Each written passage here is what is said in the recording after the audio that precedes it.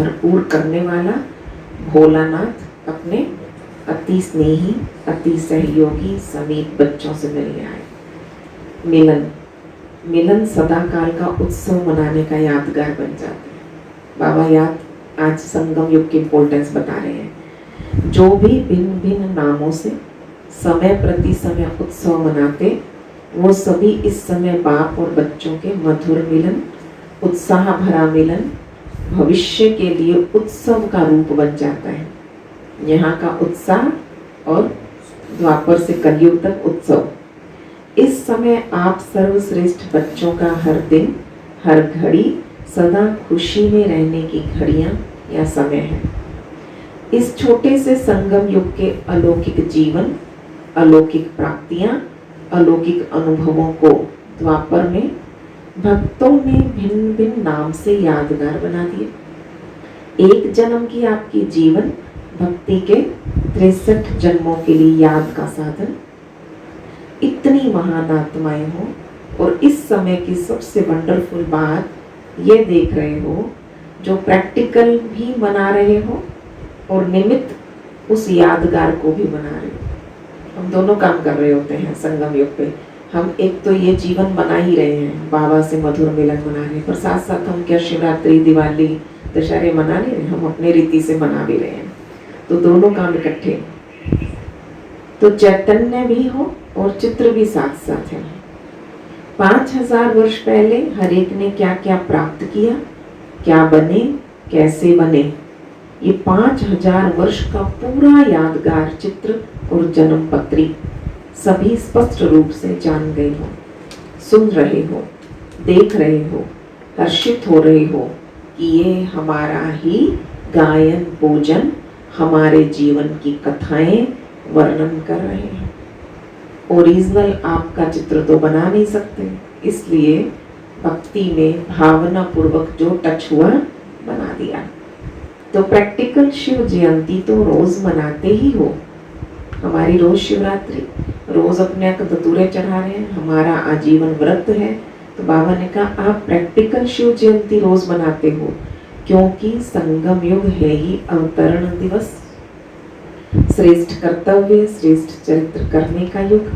लेकिन बेहद युग के बीच में ये यादगार दिन भी मना रहे हो। आप सबका मनाना, मिलन मनाना, और उन्हों का मनाना क्या है, आह्वान करना।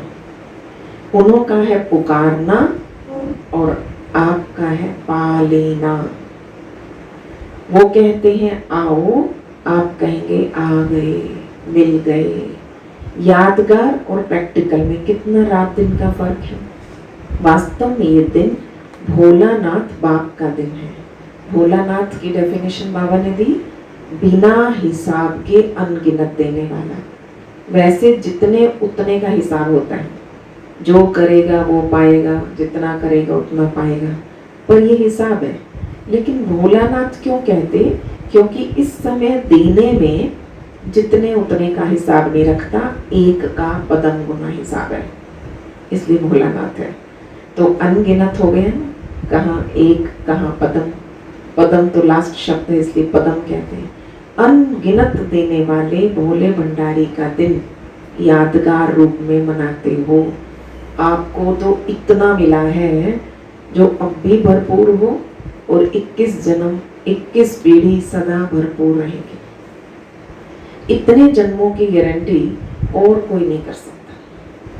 कोई भी कितना बड़ा दाता हो इस संसार में, फिलैंथ्रोपिस्ट बोलते हैं, कितना बड़ा दाता हो, लेकिन अनेक जन्म का भरपूर भंडारा होने की गारंटी कोई भी नहीं कर सकता। तो भोलानाथ हुआ ना, नॉलेजफुल होते भी भोला बन जाता है, नॉलेजफुल फिर भी भोला बनते हैं, इसलिए भोलानाथ कहते हैं।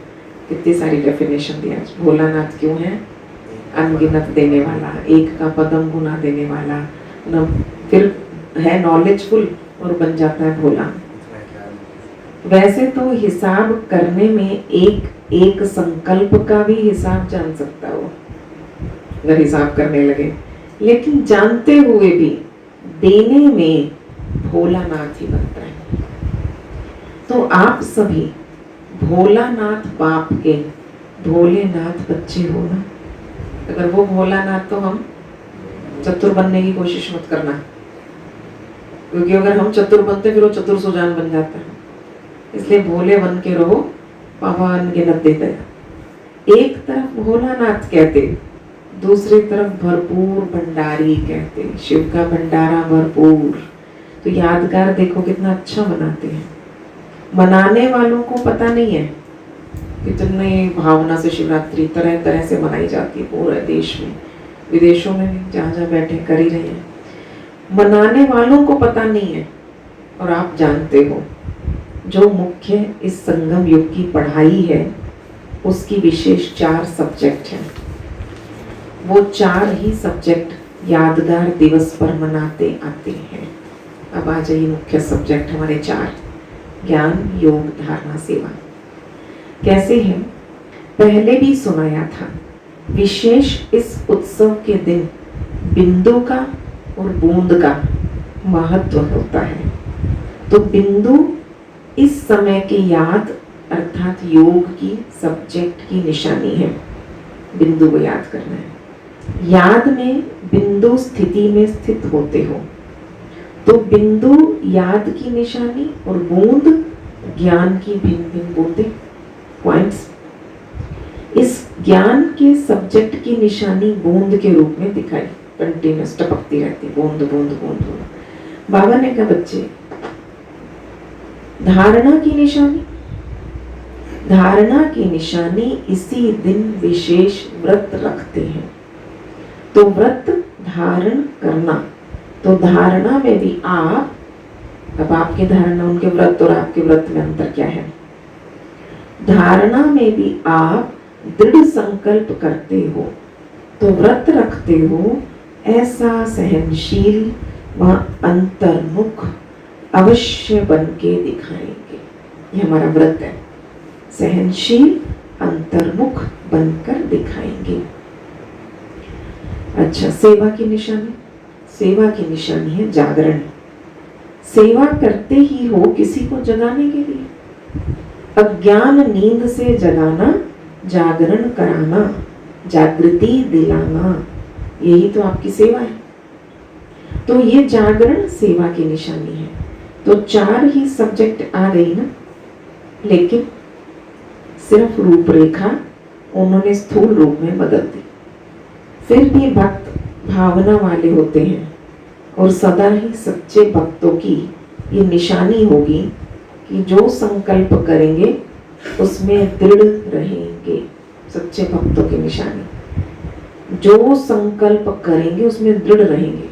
इसलिए भक्तों से भी बाप का स्नेह है, जिसमें दृढ़ता है बाबा को बहुत अच्छे लगते हैं बच्चे। ठीक है, कि सोचा और किया, तो भक्तों से भी बाप का स्नेह है। फिर भी आपके यादगार को द्वापर से परंपरा तो चला रहे हैं। भक्त क्यों अच्छे लग रहे हैं बाबा को, कि मेरे बच्चों की जो जो यादगार है बड़ा अच्छा मना रहे हैं। और विशेष इस दिन जैसे आप लोग यहाँ संगम युग पे बार बार समर्पण समारोह मनाते हो, देखो कितनी सारी बातों के बाबा ने सिग्निफिकेंस क्लियर किए। हम हर साल 2 साल में समर्पण समारोह चलते रहते हैं ना, तो आप बार बार समर्पण समारोह मनाते हो, अलग अलग भी मनाते हो। ऐसे ही आपके इस फंक्शन का यादगार शिवरात्रि में बताओ क्या होगा? समर्पण। क्या करते हैं शिवरात्रि पे? काम और होता है, वहां बलि चढ़ाते हैं। यहाँ तुम बलि चढ़े, वहां वो बकरों की बलि चढ़ाते, अपनी तो चढ़ाएंगे नहीं। बाबा ने कहा बच्चे ऐसे आपके इस फंक्शन का यादगार वो स्वयं को समर्पण नहीं करते, लेकिन बकरे को करते, बलि चढ़ा देते। वैसे तो बाप दादा भी हंसी में कहते हैं कि ये मैंपन का समर्पण हो, तब समर्पण यानी संपूर्ण बनोगे, बाप समान बनो। जैसे ब्रह्मा बाप ने पहला कदम क्या उठाया? मैं और मेरापन का समर्पण समारोह माना।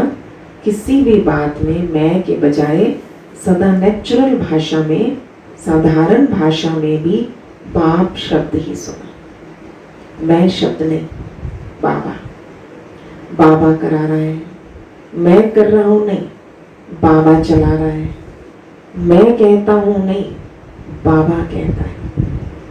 समर्पण इसको कहा बाबा ने। बाबा करा रहा है, बाबा चला रहा है, बाबा कहता है।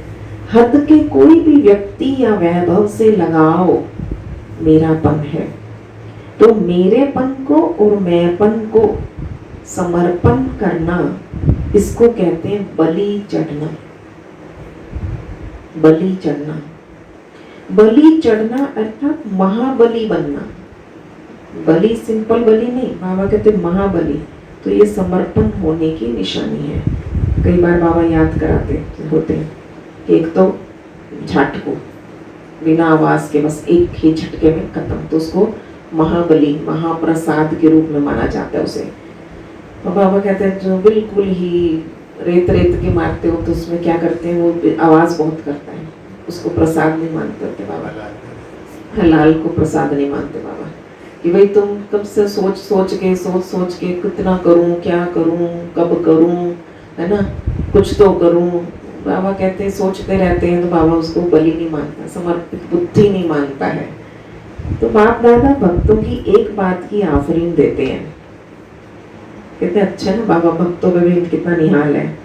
बाप दादा भक्तों को एक बात की आफरीन देते हैं, किसी भी रूप से भारत में या हर देश में उत्साह की लहर फैलाने के लिए उत्सव बनाए तो अच्छे हैं ना, चाहे 2 दिन के लिए हो या 1 दिन के लिए हो, लेकिन उत्साह की लहर तो फैल जाती है, इसलिए उत्सव कहते हैं।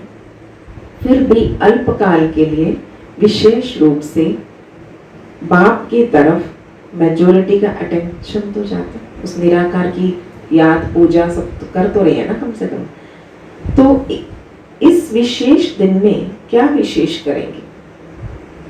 जैसे भक्ति में कोई सदा काल के लिए व्रत लेता है और कोई में हिम्मत नहीं होती, तो 1 मास के लिए, कोई 1 दिन के लिए या फिर थोड़े से समय के लिए लेते हैं, फिर वो व्रत छोड़ देते हैं। आप तो ऐसे नहीं करते ना। आपने जो व्रत लिया आजीवन व्रत, खान पान शुद्ध रखेंगे, वो 1 दिन शुद्ध रखते हैं, व्रत किया है तो आपने आजीवन शुद्धि का व्रत ले लिया। वो 1 दिन ब्रह्मचर्य का पालन करेंगे व्रत का, तो बाबा ने कहा आप आजीवन ब्रह्मचर्य का व्रत पालन करते, तो ये वो व्रत छोड़ देते हैं। पर आप तो ऐसा नहीं करेंगे ना। मधुबन में तो धरनी में पांव नहीं है, यहाँ तो उड़ रहे होते हैं। मधुबन पहुंच गए बच्चे तो, फिर जब विदेश में जाएंगे तो धरनी पे आएंगे या ऊपर ही रहेंगे? सदा ऊपर से नीचे आकर कर्म करेंगे या नीचे रह के कर्म करेंगे? ऊपर रहना माना ऊपर की स्थिति में रहना, ऊंची स्थिति में रहना। तो बाबा ने कहा ऊपर कोई छत पे नहीं लटकना है, ऊंची स्थिति में स्थित हो कोई भी साधारण कर्म करना। आप वो तो बड़ी ऊंची स्थिति में, फिर साधारण कर रहे हो कर्म। बाबा ने तो याद किया कि साधारण से साधारण कर्म ऊंची स्थिति में करो, और ऊंची स्थिति में स्थित हो कोई साधारण कर्म करना माना नीचे आना। लेकिन साधारण कर्म करते स्थिति ऊंची हो तो ये ऊंचा कर्म। जैसे बाप भी साधारण तन लेता है, कहते हैं ना बिल्कुल साधारण सा तन, कर्म तो साधारण ही करेंगे ना। जैसे आप लोग बोलेंगे वैसे ही बोलेंगे, वैसे ही चलेंगे। तो कर्म साधारण है, तन भी साधारण है, लेकिन साधारण कर्म करते भी स्थिति ऊंची करनी है, तो स्थिति ऊंची रहती है। बाप दादा ने अपना एग्जाम्पल दिया, साधारण तन लेता हूँ, साधारण जैसे आप बोलते हो मैं भी बोलता हूँ, आप कर्म करते हो मैं भी, परंतु स्थिति कितनी ऊंची होती है। ऐसे आपकी भी स्थिति सदा ऊंची हो। बहुत अच्छे एग्जाम्पल आए आज मुरली में ऊंची स्थिति के। बाबा का सिखाने का तरीका और मनुष्यों का सिखाने के तरीके में कितना अंतर होता है। आप क्या कहते हो और बाबा क्या कहता है। सीखना है तो बाबा से सीखना है हर चीज। जैसे इस दिन को अवतरण का दिन कहते हो ना, तो रोज अमृत वेले ऐसे ही सोचो कि निद्रा से नहीं, शांति धाम से कर्म करने के लिए अवतरित हुए हैं। और रात को जब कर्म करके शांति धाम चले जाओ। ठीक है, ये अपना काम जरूर करना। रात्रि को सोए तो कहाँ सोना है, तब शांति धाम जाना है, पर सुबह उठो तो क्या करना है। तो बाबा ने कहा बच्चे सवेरे उठो तो अवतरित हुआ हूँ शांति धाम से, अभी भी नीचे आए। अवतार किस लिए आते हैं, दुनिया में श्रेष्ठ कर्म करने के लिए। तो रात को सोए तो शांति धाम चले जाओ।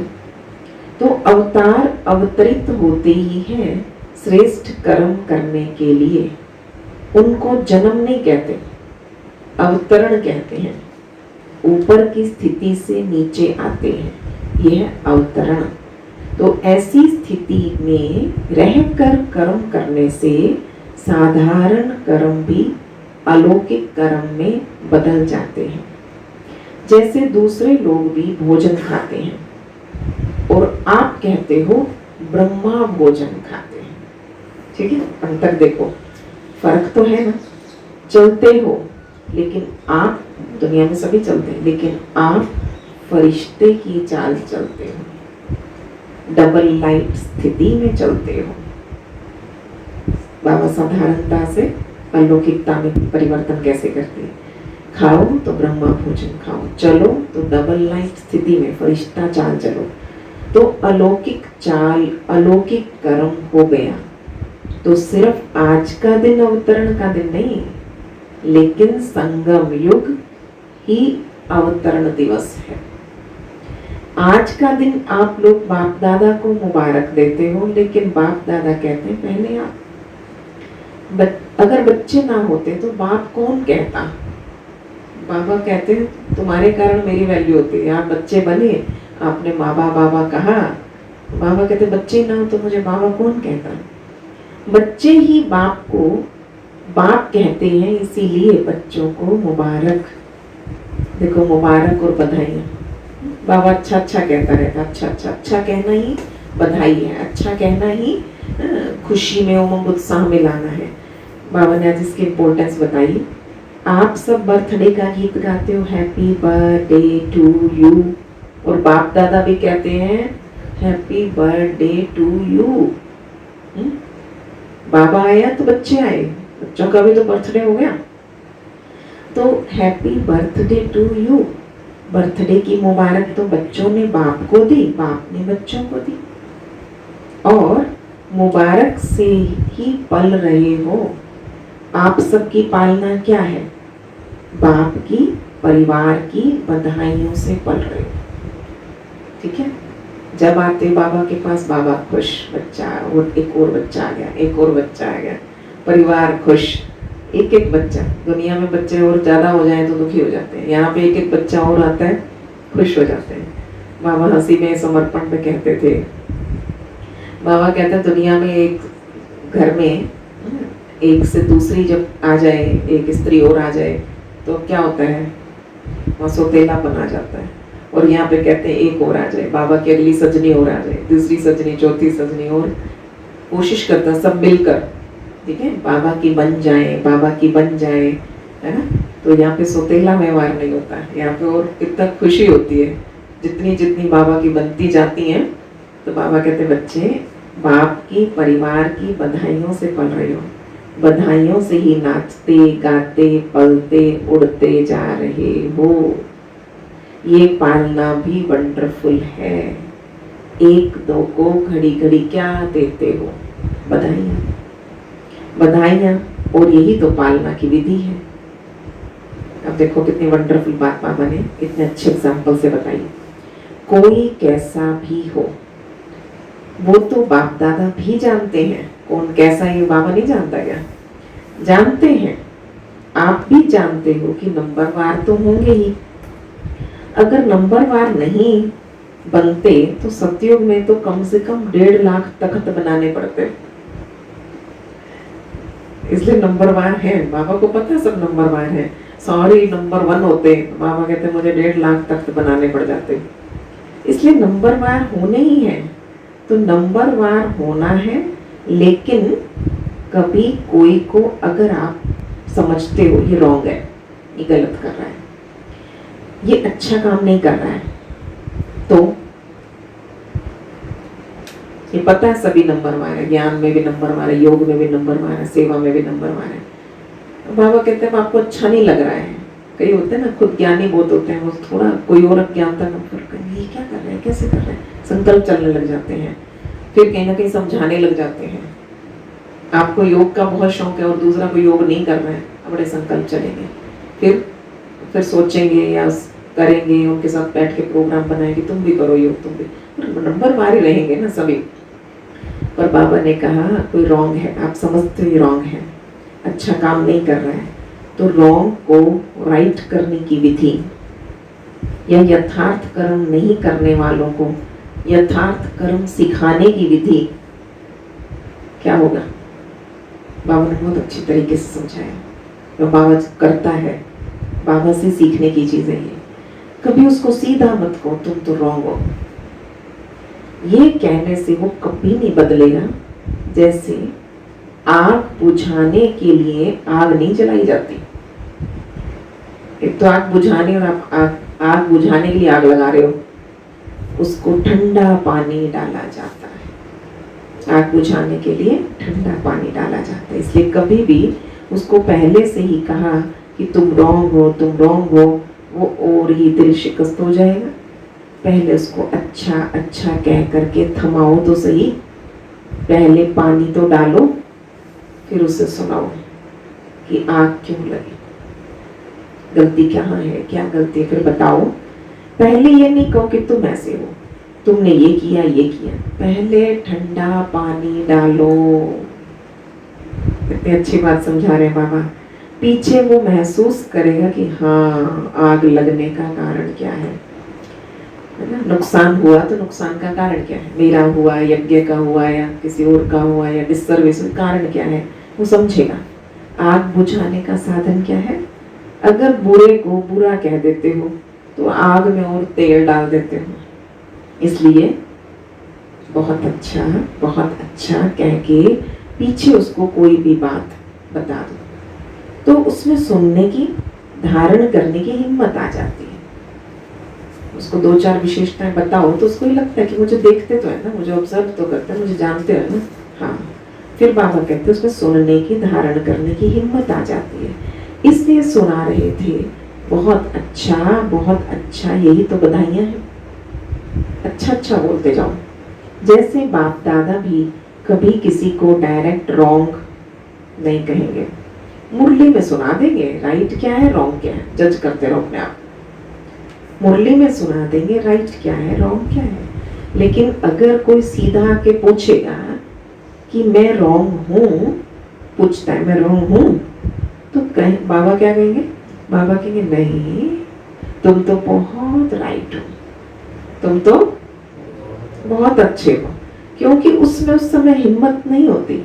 जैसे पेशेंट जा रहा है, आखिरी सांस होता है, तो भी डॉक्टर से अगर पूछेगा कि मैं जा रहा हूँ, तो कभी नहीं कहेगा हाँ तुम जा रहे हो, क्योंकि उस समय हिम्मत नहीं होती। किसी की दिल कमजोर हो और आप अगर उसको ऐसा बात कह दो, वो तो हार्ट फेल हो जाएगा। अर्थात पुरुषार्थ में परिवर्तन करने की शक्ति नहीं आएगी। तो संगम युग है ही बधाइयों से वृद्धि को पाने का युग। संगम युग क्या करना है, पूरे संगम युग एक ही काम करना है, अच्छा, बहुत अच्छा, आप बहुत अच्छे हो। तो बधाइयों से वृद्धि को पाने का युग है। ये बधाइयाँ ही श्रेष्ठ पालना है।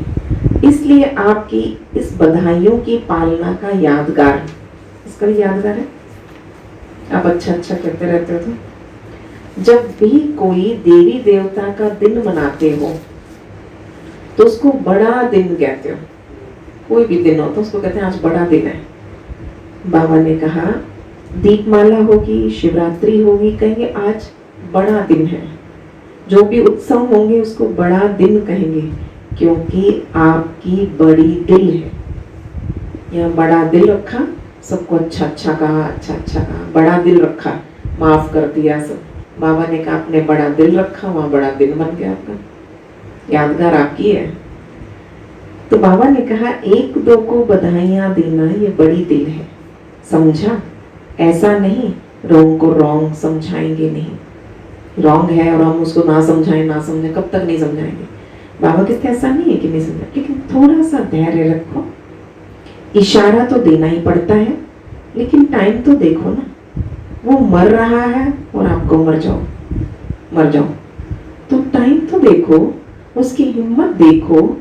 बहुत अच्छा कहने से हिम्मत आ जाती है, लेकिन दिल से कहो, ऐसे ऊपर से बाहर से नहीं। बटरिंग का पता लग जाता है ना, फिर वो कहेगा ऐसे ही बोल रहे हैं मुझे तो बाबा कहते हैं लेकिन दिल से कहो, ऐसे नहीं बाहर से कहो कि वो समझे मेरे को ऐसे ही कह रहे हैं। ये भावना की बात है, दिल का भाव अंदर रहम का होना चाहिए। जब आप उसे अच्छा कह रहे हो, लेकिन आप अच्छा बनाना चाहते हो, दिल का भाव रहम का हो तो उसके दिल को रहम का भाव लगेगा।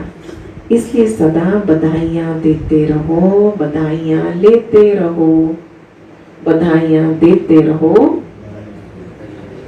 बधाइयाँ लेते रहो। ये बधाई वरदान है, ये बधाई वरदान है। जैसे आज के दिन को गायन करते हैं, शिव के भंडारे भरपूर काल कंटक दूर। तो ये आपका ही तो गायन है, ये सिर्फ बाप का नहीं, बाबा के साथ साथ आपका भी है। सदा भंडारा भरपूर हो, दाता के बच्चे दाता बन जाओ। सुनाया था ना, भक्त है लेवता और आप हो देने वाले देवता। तो दाता माना देने वाले, किसी को भी कुछ थोड़ा भी देकर फिर आप उनसे कुछ ले लो तो उसको फील नहीं होगा, फिर कुछ भी उसको मना सकते हो। पहले दो तो सही,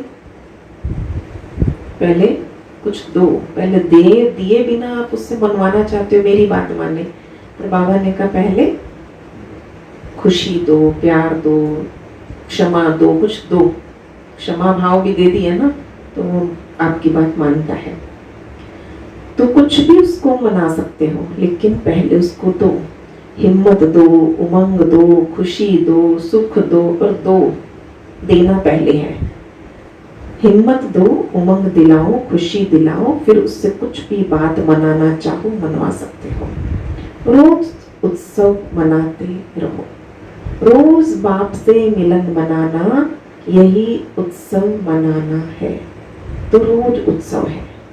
अच्छा, चारों ओर के बच्चों को संगम युग के हर दिन के अवतरण दिवस की अविनाशी मुबारक हो। सदा बाप समान दाता और वरदाता बन हर आत्मा को भरपूर करने वाले मास्टर भोलानाथ बच्चों को सदा याद में रह हर कर्म को यादगार बनाने वाले। किनको याद प्यार दे रहे, देखो बाबा, संगम युग के हर अवतरण दिवस की, हर दिन मेरा अवतरण दिवस है, हर रोज ऊपर से नीचे उतरते हो, बस परम धाम से मैं आत्मा अवतरित हुई। तो अवतरण दिवस की अविनाशी मुबारक। सदा बाप समान दाता वरदाता बन हर आत्मा को भरपूर करने वाले मास्टर भोलानाथ बच्चों को सदा याद में रहे हर कर्म को यादगार बनाने वाले बच्चों को सदा स्व उन्नति और सेवा की उन्नति में उमंग उत्साह से आगे बढ़ने वाले श्रेष्ठ बच्चों को विशेष आज के यादगार दिवस शिव जयंती, सो ब्राह्मण जयंती, हीरे तुल्य जयंती, सदा सर्व को सुखी बनाने की, संपन्न बनाने की जयंती की मुबारक हो और याद प्यार और नमस्ते जी। हम रूहानी बच्चों की रूहानी बाप दादा को नमस्ते जी, नमस्ते जी। गुड मॉर्निंग बाबा, शुक्रिया बाबा। आज का वरदान बहुत अच्छा है, रोज ही अच्छा होता है। आज बाबा ने मास्टर क्रिएटर बनाया है, रचयिता बन जाओ। किसके रचयिता बनना है, सुख के या दुख के, ये तो हमें सोचना है। बाबा ने आज बहुत सुंदर वरदान दिया कि मास्टर सर्वशक्तिमान हो, शक्तियां तो लेकर ही आए हो, पर अपनी शक्तियों को अपने ऑर्डर पे चलाओ। दो शब्द आज बाबा ने दिए, तो ऑर्डर, और ऑर्डर जैसे आत्मा राजा बैठा है, इन भुजाओं को, हाथ को कहता है, अब हाथ को यहाँ रखने को कहा तो यहाँ हाथ यहीं रहेगा, ठीक है। हाथ उठ के अपने आप दूसरी जगह तीसरी जगह कहीं नहीं जाएगा, जहाँ आप रखोगे वहीं जाएगा, क्योंकि जैसा आप चाहते हो। तो बाबा ने कहा ये भुजाएं हैं, शक्तियां हमारी भुजाएं हैं, भुजाओं को जब जहाँ जितना जैसे यूज करना वैसे भुजा काम करेगी। दूसरा नाम दिया ऑर्डर, डर नहीं, डर डर के ऑर्डर करना होगा कि नहीं होगा, सहन करना मेरे से सहन होगा कि नहीं होगा ये भी सोच रहे हो, तो बाबा कहते हैं डरोगे तो ऑर्डर कैसे मानेंगे, आपकी शक्ति है, आपका ऑर्डर मानेगी। वरदान है हर शक्ति को ऑर्डर प्रमाण चलाने वाले मास्टर रचयिता भव। कर्म शुरू करने से पहले जैसा कर्म वैसी शक्ति का आह्वान करो। कर्म शुरू करने से पहले जैसा कर्म वैसी शक्ति का आह्वान करो, मालिक बन के ऑर्डर करो, क्योंकि ये शक्तियां आपकी भुजा समान है। चलो अब अपनी शक्तियों को याद करो और अपनी शक्तियों का आह्वान करो। मेरे ऊपर है मास्टर सर्वशक्तिमान, तो सर्वशक्तिमान और उसकी छत्र छाया में बैठा मास्टर सर्वशक्तिमान।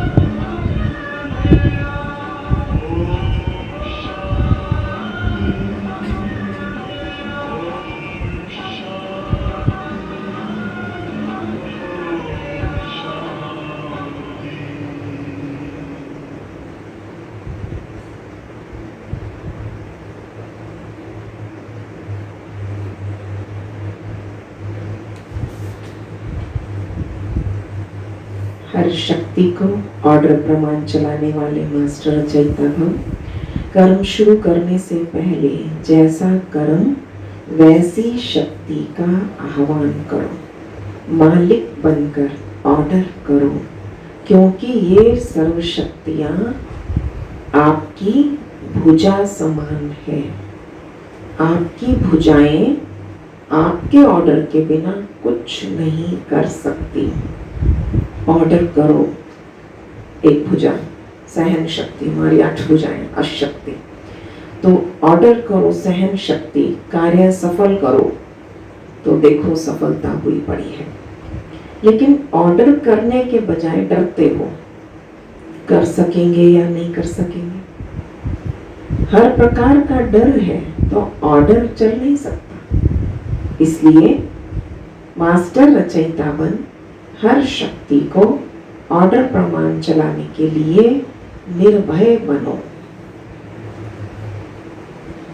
तो हर शक्ति को ऑर्डर प्रमाण चलाने वाले मास्टर रचयिता भव। याद रखेंगे।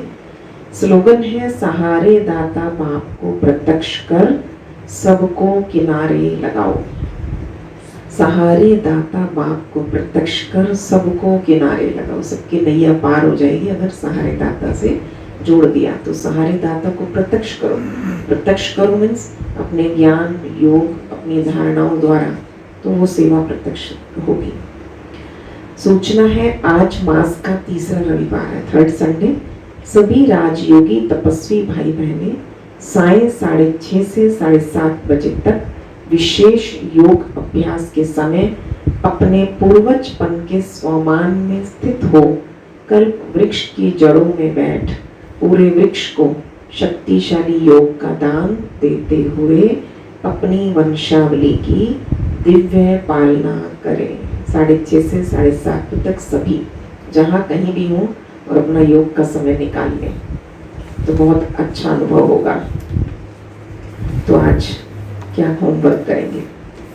आज बाबा ने चारों सब्जेक्ट को महाशिवरात्रि से जोड़ दिया, और भी कितनी सारी चीजें जोड़ी।